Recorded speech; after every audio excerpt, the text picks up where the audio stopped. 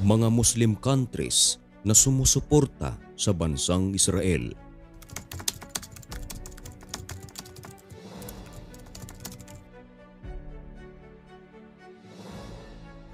Hindi natin maikakaila mga kaibigan na sa pag-usbong ng panahon, ang kaalaman ng tao bawat bansa ay may kanya-kanyang paraan upang ito ay mapaunlad.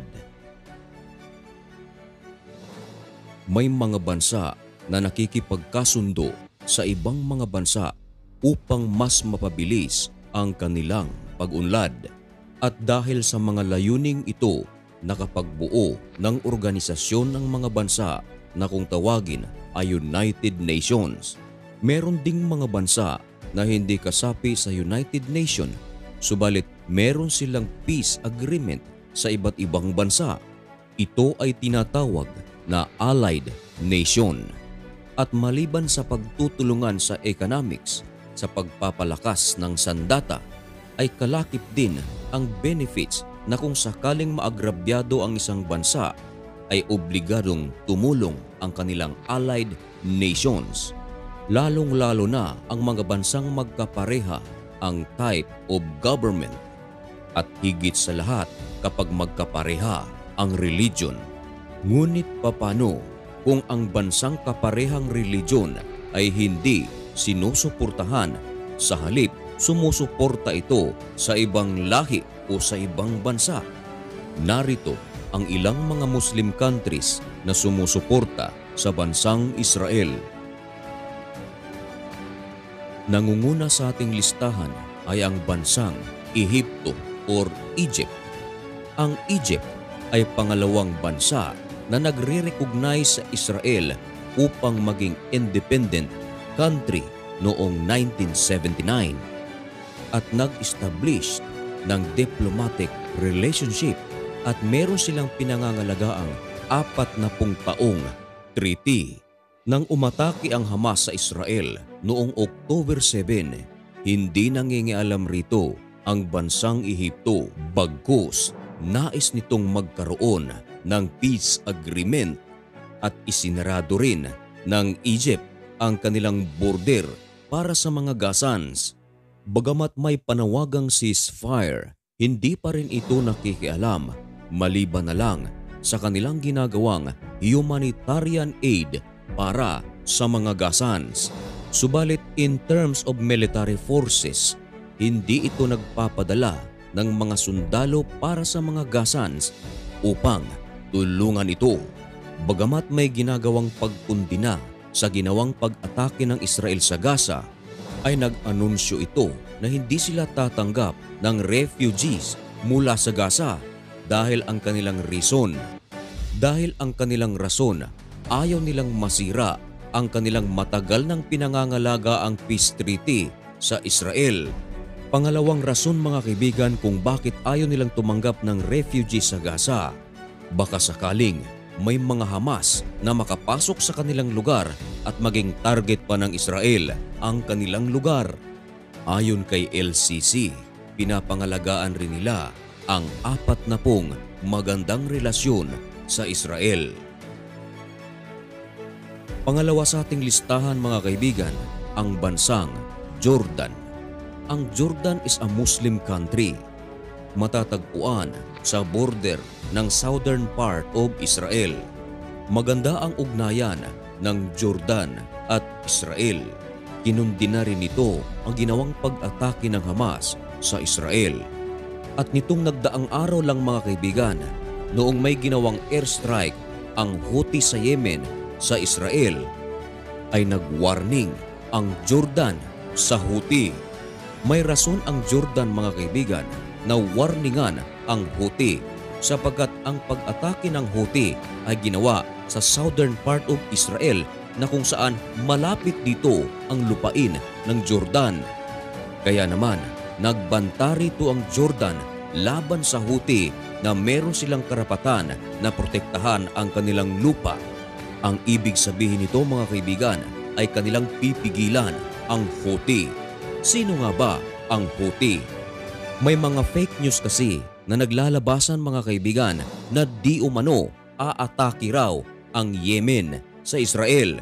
Subalit ito mga kaibigan ay isang fake news sapagkat hindi ang gobyerno ng Yemen ang aatake sa Israel, kundi ang Houthi. Sino nga ba ito? Ang Houthi mga kaibigan ay mga rebelding grupo sa Yemen. Ibig sabihin, hindi ito kinikilala ng gobyerno ng Yemen. Kaya sa ginawang deklarasyon nito ng giyera laban sa Israel, hindi ito nangangahulugan na kasama ang gobyerno ng Yemen. Parang Pilipinas lang mga kaibigan, meron tayong tinatawag na NPA. Example, kung magdeklara ang NPA ng giyera laban sa Israel, hindi ito acknowledge ng gobyerno ng Pilipinas sapagkat sila nga ay rebelde. Ganyan din ang Houthi. Noong tanungin ang Jordan mga kaibigan kung sila raw ba ay magpapatuloy ng refugee mula sa Gaza, napakasimple ng kanilang sagot. Ayon sa kanila, gaya ng Ehipto, hindi rin kami tatanggap. Kung duda kayo mga kaibigan sa aking sinasabi, ay maaari nyo po itong i-research. Sapagkat alam ko na maraming tao na walang alam na napakadaling magsabing fake news yan. Pero ang totoo, sila itong kulang ang research. Pangatlo sa ating listahan mga kaibigan ay ang United Arab Emirates. Nasa Saudi Arabia mga kaibigan, ang dalawang lugar na pinaniniwalaan ng mga Muslim na most holiest place para sa kanila. Ito ay ang Mecca at ang Medina. At ang Crown Prince ng Saudi Arabia mga kaibigan ay nag-establish ng diplomatic relationship sa Israel mediated by United States of America. Noong atakehin ng Hamas ang Israel noong October 7 ay nag-send ito ng condolences sa mga biktima sa Israel. At inundi na rin ito mga kaibigan ang ginawang pag-atake ng Hamas. Magamat may panawagan ang Saudi sa Israel na ceasefire at may mga pagbabanta rin mga kaibigan, subalit hindi ito gumamit ng puwersa para labanan ang Israel. Hindi katulad ng ginawa ng Syria, Lebanon at maging Iran mga kaibigan, ay may ginagawa silang pambubomba laban sa Israel at maging ang ilan sa mga base militar ng Amerika ay binomba na rin ng Syria. Kaya naman, gumanti rin dito mga kaibigan ang Israel at winasak ang airport ng Syria. May ginawa ring pag-atake ang US dahil dito.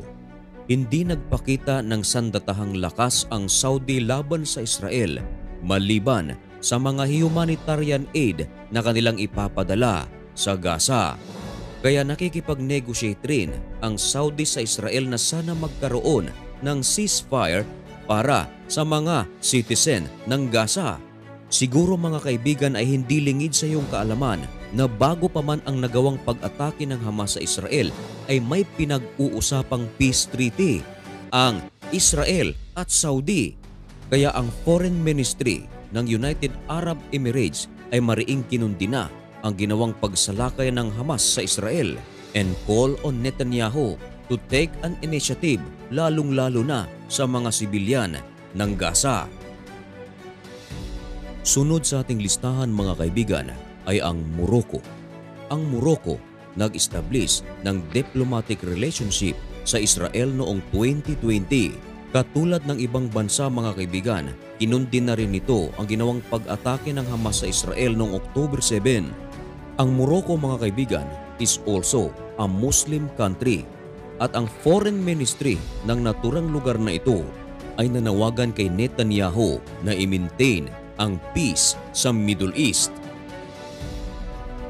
Sunod sa ating listahan mga kaibigan ay ang Azerbaijan. Ito ay isang Muslim country na mayroong mutual agreement sa Israel at napagkasunduan ang kanilang diplomatic relationship noong 1992. Meron silang agreement na palakasin ang kanilang defense, economic at ang kanilang energy. At noong atakehin ng Hamas ang Israel ay nag-anunsyo ang Azerbaijan na sinasabing, "We stand with Israel."